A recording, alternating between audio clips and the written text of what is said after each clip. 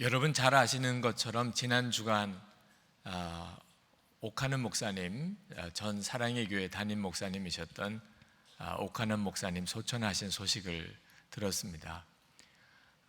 우리 한국 교회에 참 존경받는 귀한 목사님이셨습니다. 제자 훈련을 목회에 적용해서 아주 성공적으로 목회하신 것뿐만 아니고 조기 은퇴하신 다음에 한국 교회가 새로워지는 일을 위해서, 한국 교회가 영적인 잠에서 깨어나서 정말 교회가 새롭게 일어나는 일을 위해서 헌신을 다해서 기도하고 말씀을 외치시고 그러셨던 목사님으로 기억나는 분입니다. 목사님은 하나님의 영광 속에 지금 계시겠지만 한국 교회로서는 참 아쉬움이 많은 그런 목사님 소천하신 소식이었습니다. 오늘 본문의 14절 말씀에 잠자는 자여 깨어서 죽은 자들 가운데서 일어나라 라고 이렇게 말씀하신 것이 그 옥하는 목사님의 한국 교회를 향한 간절한 소원이고 성령의 감동이셨고, 저는 그것이 정말 우리 한국 교회를 향한 하나님의 메시지라고 믿습니다. 오늘 우리가 말씀을 쭉 강해하는 중에 이 부분의 말씀을 같이 나눌 시간이 되었기에 특별히 정말 잠자는 데서 우리가 깨어 일어나는 것에 대한 하나님의 계획을 함께 여러분과 나누려고 합니다. 우리 한국 교회도 그렇고 또 여러분 모두를 향하여도 우리 주님의 마음은 잠자는 상태에서 빨리 깨어서 죽은 자들 가운데 일어나는 것입니다. 잠잔다고 하는 것은 도대체 어떤 상태를 말하는가 하는 것은 죽은 자와는 분명히 다르긴 하지만 겉으로 보기에는 똑같다 그런 뜻이죠. 다시 말하면 예수 믿는다고는 하는데 살기는 예수 안 믿는 사람, 세상 사람과 똑같이 사는 것, 바로 그 상태를 말하는 것입니다. 이건 정말 안타까운 일입니다. 너무나 많은 성도들에게 하나님께서 안타깝게 주시는 메시지입니다.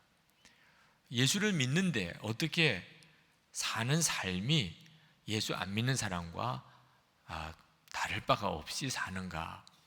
욕심 여전히 있지요. 은밀한 죄 여전히 남아있지요.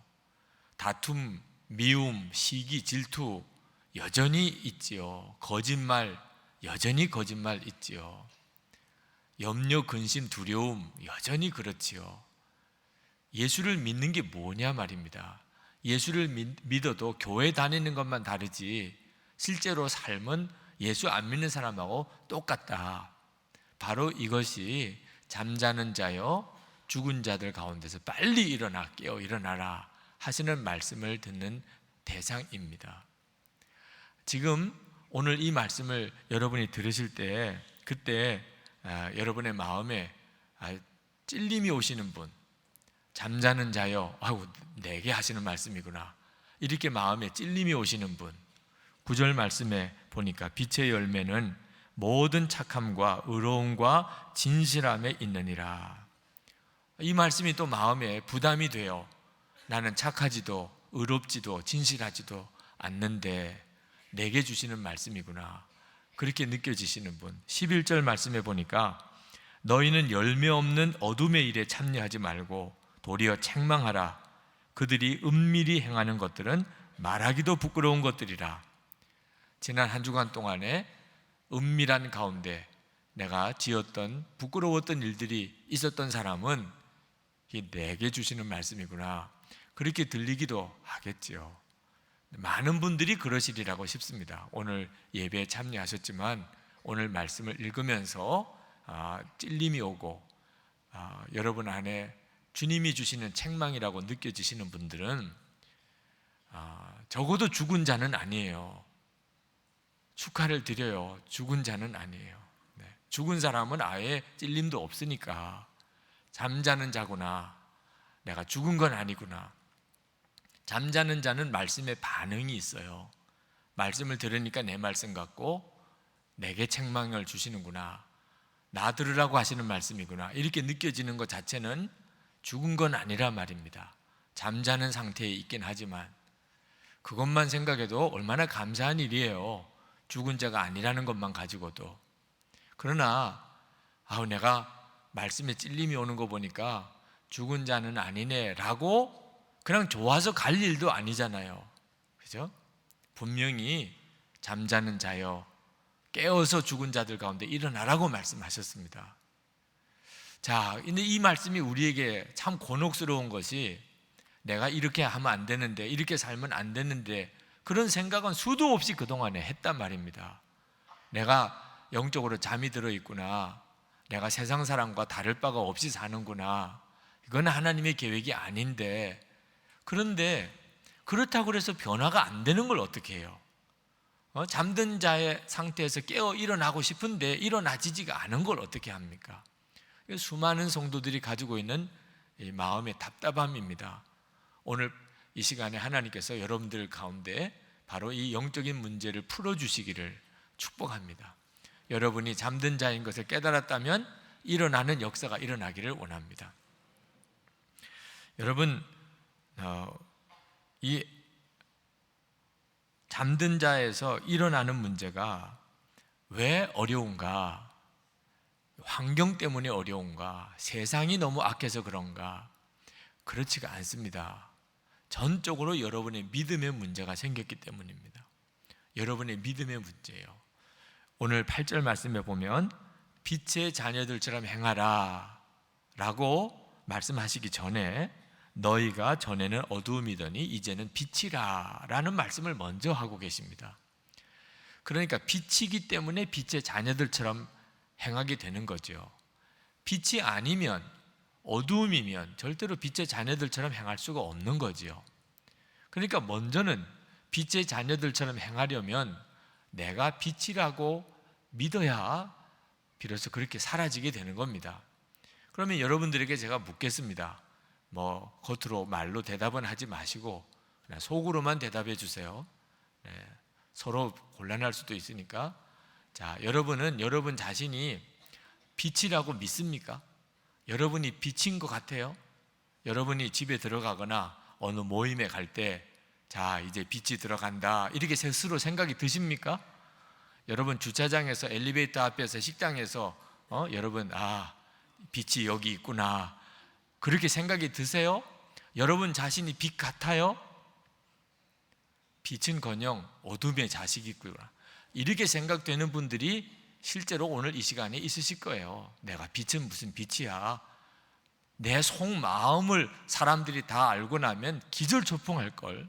내가 지난 주간에 은밀하게 내가 살았던 일은 정말 사람들이 알까봐 부끄러워. 나는 빛과 소금 절대로 그렇다고 말할 수가 없어. 나는 죄의 종이지. 나는 아직도 더러운 놈이야. 스스로 그렇게 생각하시는 분들이 있어요. 그러니까 이렇게 믿어지는 분, 나 자신이 빛이라고 전혀 생각이 안 들고 내가 오히려 죄의 종이고 아직도 여전히 어둠 속에 살고 있다고 이렇게 믿어지시는 분은 절대로 빛의 자녀처럼 사라지지 않는 겁니다. 믿음이 우리의 삶을 결정하는 거예요. 여러분 오늘 예배당에 오셨는데 자리를 앉다 보니까 자리에 더러운 오물이 이렇게 묻어 있는데 그걸 모르고 그냥 손을 짚어버렸고 옷에 오물이 묻어버렸어요. 그러면 여러분 반응이 어떨까요? 순간 얼마나 불쾌하고 그리고 화도 나고 그리고 그 더러워진 손하고 옷을 화장실에 급히 가서 다 씻으실 것입니다. 왜 그렇게 하실까요? 여러분이 깨끗한 옷을 입고 지금 몸이 깨끗하다고 그렇게 생각하고 있기 때문에 더러운 것을 싫어하게 되는 거죠. 그런데 몇 달 동안 목욕도 안 했어요. 머리도 안 감았어요. 옷은 그냥 갈아입지도 않고 그냥 온 몸에서 옷에서 막 악취가 진동하는 정말 오랫동안 노숙을 하고 있는 그런 사람, 그런 복장으로 앉았다면 오물이 묻었고 그러면 어떨까요? 편안하죠. 내 자리에 온 것 같고 내가 더 냄새가 나는 걸 내가 내 몸에서 아무런 무슨 거리낌이 없어요. 오히려 이렇게 아주 밝은 조명 아래 옆에 아주 깨끗하게 차려입은 사람들과 이렇게 앉아 있는 것 자체가 더 불편하다니까. 차라리 저 길가에거나 바닥에 앉아 있는 게 마음 편안하죠. 우리 자신이 자기가 어떠냐 하는 것에 대해서 가지고 있는 생각이 내 삶을 결정하는 거예요. 마귀가 그걸 너무너무 잘 알죠. 그래서 마귀가 우리 믿음을 완전히 왜곡시켜 놓는 겁니다. 예수를 믿고 어떻게 자기가 어둠의 자식일 수 있어요? 그런데도 예수 믿고 난 다음에도 여전히 나는 더럽고 악하고 추해. 나는 아직도 전혀 빛이라고 말할 수가 없어. 나는 온전히 거듭난 게 아니야. 이렇게 마귀가 믿게 만드는 거예요. 그러니까 마귀가 유혹을 해올 때, 세상에 더럽고 악한 것이 내게 다가올 때 내게 거부감이 안 생기는 겁니다. 오히려 그게 더 좋은 걸, 더 편한 걸 어떡해요? 어떤 분들은 솔직히 예배 드리는 시간보다 그런 더러운 데가 더 마음이 편할 수도 있어요. 거의 정말 영적으로는 죽어가는 상태죠.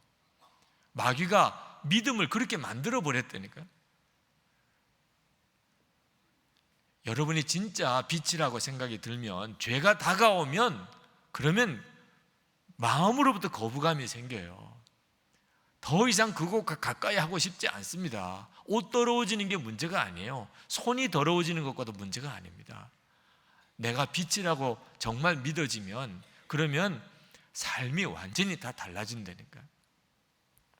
우리가 왜 잠든 자의 삶을 그냥 살아가고 있는가? 환경 때문도 아니고 세상이 그래서 그런 것도 아니고 우리의 믿음 때문이에요. 우리가 이렇게 예수님을 믿어도 제대로 믿지를 않으니까 내 삶의 변화가 안 따라오는 겁니다. 저는 어릴 때 예수 믿는 걸 교회 다니는 건 줄 알았어요. 교회 다니는 게 곧 예수 믿는 거다고 생각을 했었어요.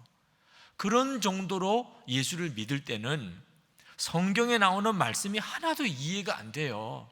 내 삶하고 안 맞으니까. 오늘 8절에 너희가 전에는 어둠이더니 이제는 주 안에서 빛이라. 나는 빛이 아닌데 예수 안 믿느냐? 그건 아니에요. 목사 아들로 어려서부터 교회에서 자라고 나도 예수 믿는데, 근데 그 예수 믿는다는 생각이 교회 다닌다는 생각이지 아직도 진짜 예수 믿는 게 아닌 걸 몰랐었어요. 그러니까 모든 착함과 의로움과 진실함의 열매를 맺는다는 것은 부담스럽기만 한 거예요. 안 되는데 어떻게 해요? 그러니까 하나님의 말씀 앞에서 맨 안 돼요, 못해요, 싫어요 이렇게 가는 거죠. 하나님의 말씀이 마음에 이렇게 달게 느껴지지가 않아요. 하도 이해가 안 되고 내게는 현실적이지 않고, 그러니까 결국은 성경을 덮어버리게 됩니다. 예수님을 내가 제대로 안 믿어서 그런 걸 몰랐었어요. 교회 다니는 게 예수 믿는 거라는 생각만 하고 예수 믿고 살았으니 그렇게 된 거예요. 여러분, 우리는 예수 믿어도 정말 바로 믿어야 하는데 어떻게 믿는 게 예수를 바로 믿는 건가? 14절 말씀에 보면 잠자는 자여 깨어서 죽은 자들 가운데 일어나라 하시면서 그리스도께서 너에게 비추이시리라 그렇게 말씀합니다. 자, 예수님을 믿어도 예수님께서 내게 빛으로 오셔서 내 모든 마음과 생각과 말과 행동을 다 비추세요. 이 말은 지금 나와 함께 계시는 예수님을 정말 알고 믿으라 그 말이에요. 교회 다니는 것만 예수 믿는 거라고 생각하는 것은 이건 진짜 예수 믿는 거 아니에요. 예수님이 정말 내 마음에 계셔서 내 주님이 되시고 내 말과 생각, 행동 모든 것을 다 예수님 앞에 다 드러내고 사는, 그렇게 예수를 믿는 것이야말로 예수님을 믿는 거라는 겁니다. 우리가 예수님을 그렇게 믿으면 죄가 나를 절대 지배 못합니다. 예수님 안에서 드러나지 않는 게 없는데요. 여러분, 사람들도 말입니다. 사람들 앞에 다 드러난 상태에서는 죄 못 지어요. 다 보고 다 듣고 다 아는데 어떻게 부끄러운 죄 짓고 삽니까? 예수님이 내 마음에 계시면 드러나지 않는 게 없어요. 마음의 생각까지도. 13절에 보면 그러나 책망을 받는 모든 것은 빛으로 말미암아 드러나나니 드러나는 것마다 빛이니라. 예수님 정말 내 마음에 계시고 그 예수님이 빛이세요. 그러면 내 속에 있는 내 감정, 생각, 동기까지 다 드러납니다. 여러분이 예수님과 이렇게 동행하며 살다 보면 여러분의 속에 있는 것까지 다 드러나요. 주님이 다 드러내세요. 그러면 돈 주고 죄 지으라고 해도 죄 안 지어요. 요셉이 그렇게 주인집 여자가 유혹을 해도 뿌리치고 도망갈 수밖에 없었던 이유는 보시는 하나님 앞에 자기가 완전히 다 드러나 있기 때문입니다.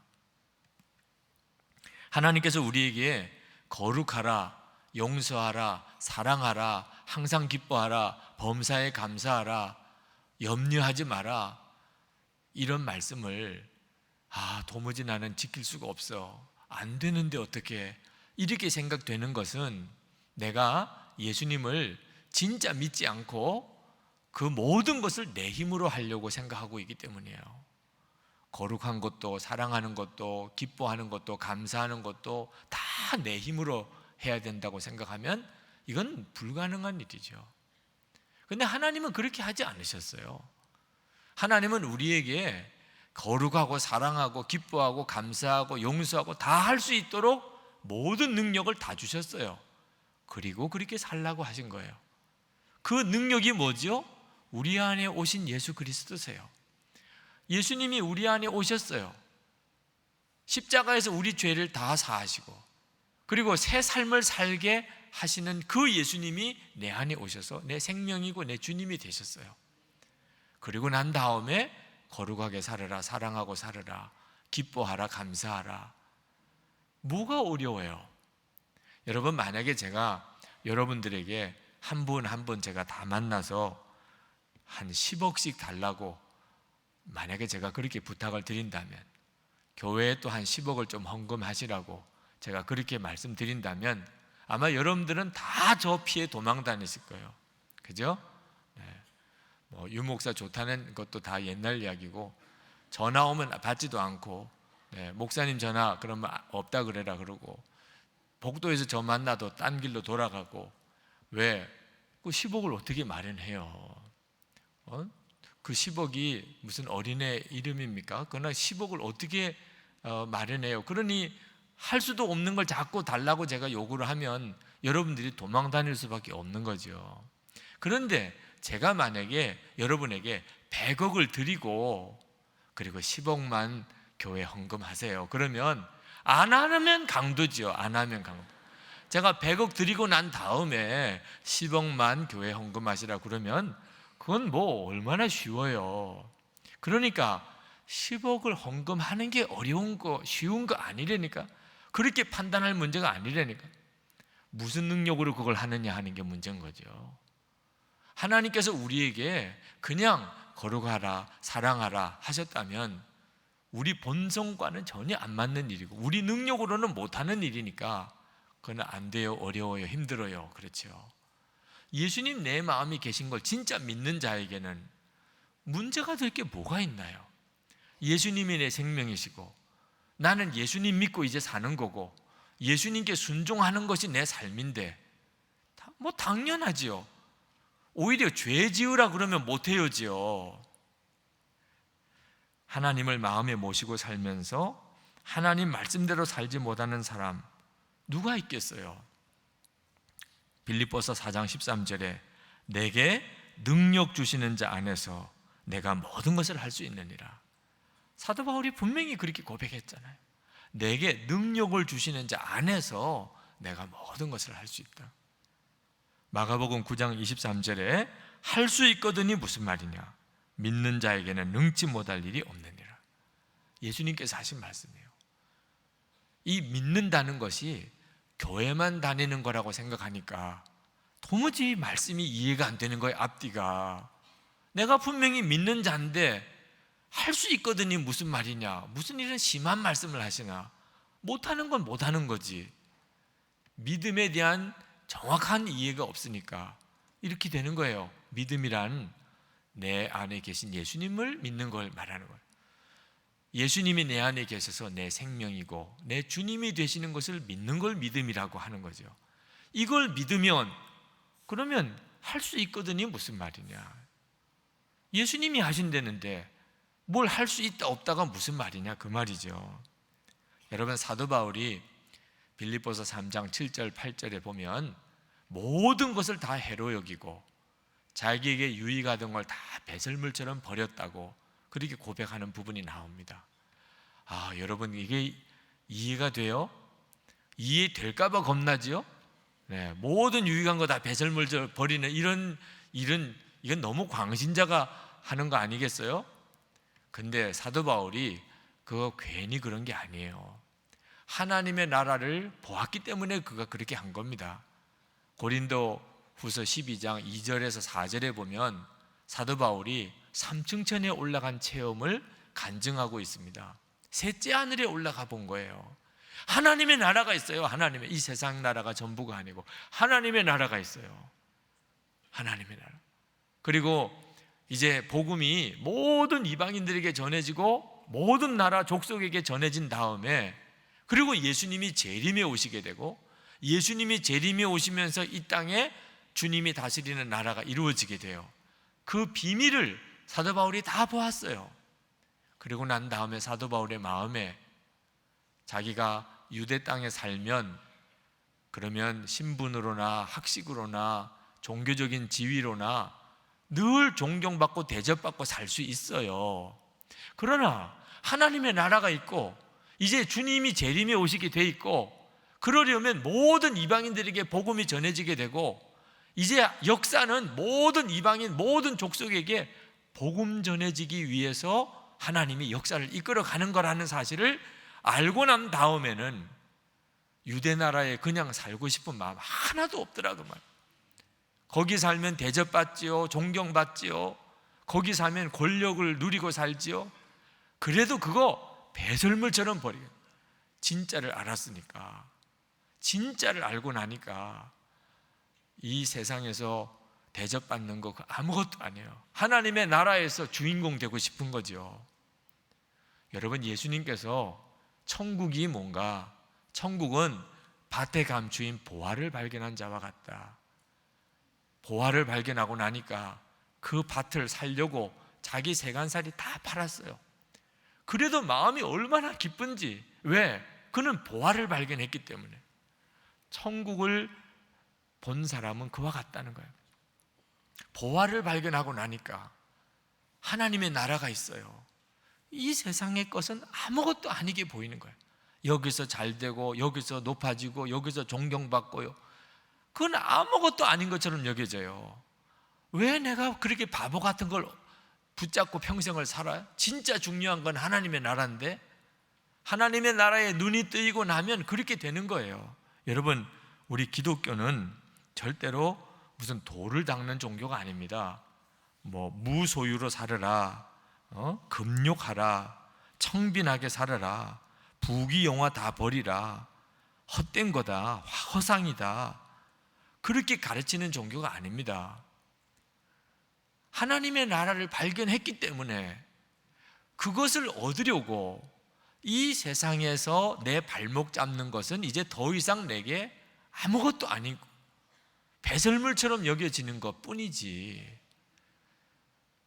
모든 게 다 허사다, 다 허상이다, 욕심을 버리라, 욕심을 죽이라, 그래서 되어지지도 않고 하나님의 말씀의 복음의 핵심도 아니에요.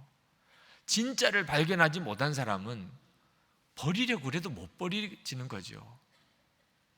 여러분, 잠든 자와 깨어난 자의 차이는 예수님 내 안에 계신 것을 발견하고 발견하지 못한 차이예요. 예수님이 내 안에 계신 것을 정말 알고 나면 그러면 옛날 세상만 바라보고 살던 것처럼 살 수가 없는 거예요. 우리가 빛의 자녀로 사는 것은 노력의 문제가 아닙니다. 그것은 믿음의 문제예요. 믿음의 눈이 뜨이면 빛의 자녀로 사라지는 거예요. 사라지는 거. 빛의 자녀처럼 살려고 노력을 해서 빛의 자녀가 되는 거 아니에요. 이미 빛의 자녀가 되었다는 게 믿어지니까 빛의 자녀로 사라지는 거죠. 믿음이 바뀌는 게 기적인데 이 믿음의 핵심이 예수님입니다. 내 안에 계신 예수님. 여러분 자신이 빛이 되고자 노력합니까? 아니에요. 믿고 감사할 문제예요. 8절 말씀을 다시 한번 보죠.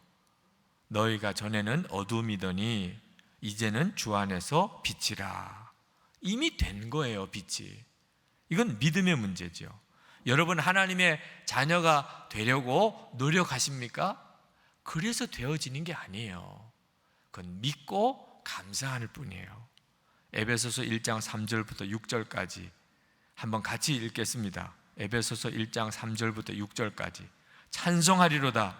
하나님 곧 우리 주 예수 그리스도의 아버지께서 그리스도 안에서 하늘에 속한 모든 신령한 복을 우리에게 주시되 곧 창세전에 그리스도 안에서 우리를 택하사 우리로 사랑 안에서 그 앞에 거룩하고 흠이 없게 하시려고 그 기쁘신 뜻대로 우리를 예정하사 예수 그리스도로 말미암아 자기의 아들들이 되게 하셨으니 이는 그가 사랑하시는 자 안에서 우리에게 거저 주시는 바 그의 은혜의 영광을 찬송하게 하려는 것이라.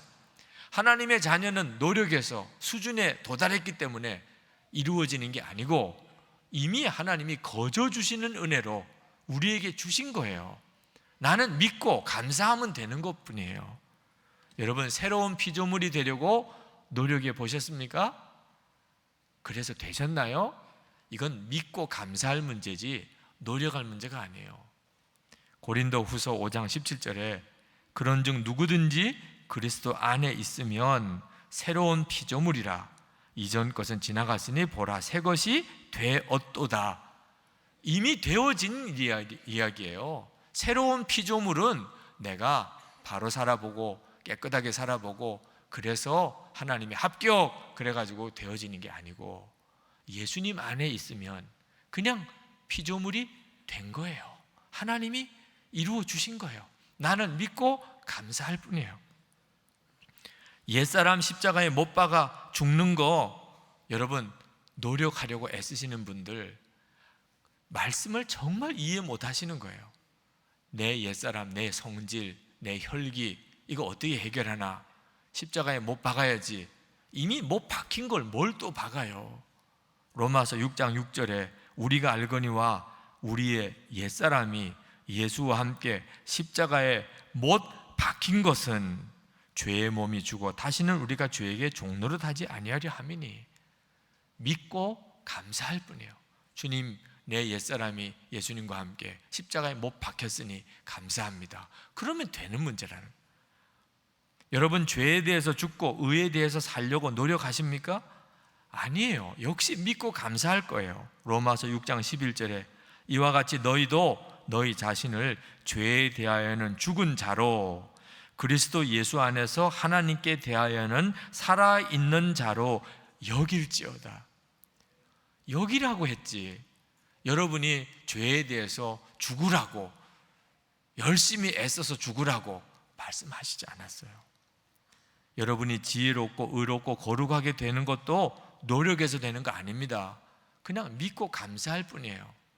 고린도전서 1장 30절 말씀 너희는 하나님으로부터 나서 그리스도 예수 안에 있고 예수는 하나님으로부터 나와서 우리에게 지혜와 의로움과 거룩함과 구원함이 되셨으니 이미 다 하나님이 만들어 놓으셨다니까. 믿기만 하면 된다는 거예요. 이거 진짜 춤출 일이죠. 내가 어떻게 잠든 자에서 깨어 날 수 있을까? 내가 어떻게 빛의 자녀처럼 살 수 있을까? 예수님만 바로 믿으면 된다는 거예요. 그저 교회 다니는 믿음으로야 안 되는 거죠. 예수님 내 안에 계시구나. 내 생명이고 내 주님이시다. 예수님이 내 안에 오셨어요. 이제는 내 주님이세요. 내 삶의 왕이세요. 여러분이 그 사실을 믿기만 하면 그게 열쇠라는 거예요. 이 믿음만이 우리를 죄에서 이기게 하고 빛의 자녀가 되게 만들어줍니다. 미국의 유명한 방송 설교가였던 짐 베이커 목사님, 그분이 세계적인 명성을 얻은 분이고 그 사역이 엄청났습니다. 그런데 그가 그만 죄를 짓고 감옥에 들어갔어요. 나는 잘못했다 라고 하는 제목의 책을 그가 출간했는데 거기 보면 이런 말을 하고 있습니다. 방송을 통해 유명한 목사가 되고 직원만 3,000명, 1년 예산이 1억 9천만 달러라는 엄청난 사역을 하면서 방송국 채널이 200개, 이렇게 엄청난 일을 하면서 정말 바쁘게 일했다. 하루에 16시간씩 일하다 보니 더 이상 조용히 앉아서 성경 읽을 시간이 없었고 더 이상 엎드려 기도하는 시간을 가질 수도 없었고 가족들과 함께 하는 시간도 가질 수 없었다. 그때 유혹이 찾아왔다. 나는 그것을 반격하여 물리칠 수 있는 아무런 무기도 영역도 하늘의 도움도 얻을 수 없었다 그랬어요. 여러분, 사람이 가지고 있는 명성이 죄를 이기게 못 해줍니다. 아무리 교회에서 큰 사역을 한다고 그것이 죄를 이기게 해주지도 못해요. 예수님과 매 순간 친밀히 교제하는 것만이 죄가 내게 다가올 때 그걸 알게 되고 내가 그걸 이길 수 있게 되는 거예요.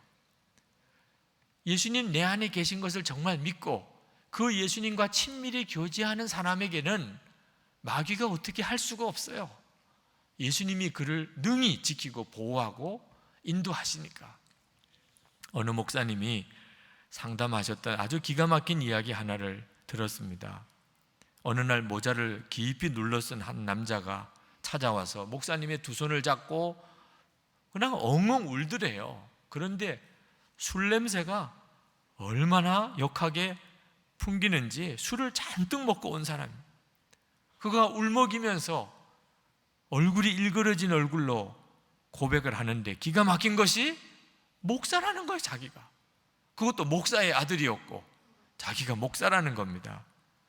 근데 자기 집안이 엉망진창이 되어버렸습니다. 저는 학생 때 분명히 예수님을 만났고 예수님의 사랑을 누구보다도 깊이 체험했습니다. 저는 예수님이 너무 좋아서 그분을 위해 제 모든 것을 다 바쳤습니다. 그런데 지금은 완전히 끝장났습니다. 우리 가정은 완전히 깨어져 버렸고 다시 회복될 희망이 도무지 보이지 않습니다. 너무너무 견디기 힘듭니다. 저는 하나님께 따지고 싶습니다. 왜 주님을 위해 모든 것을 다 바치고 그분을 따랐는데 이렇게 비참하게 만드시는 것입니까? 저는 지금 이 답을 찾지 못하면 죽든지 아니면 절에 가서 중이 되려고 합니다.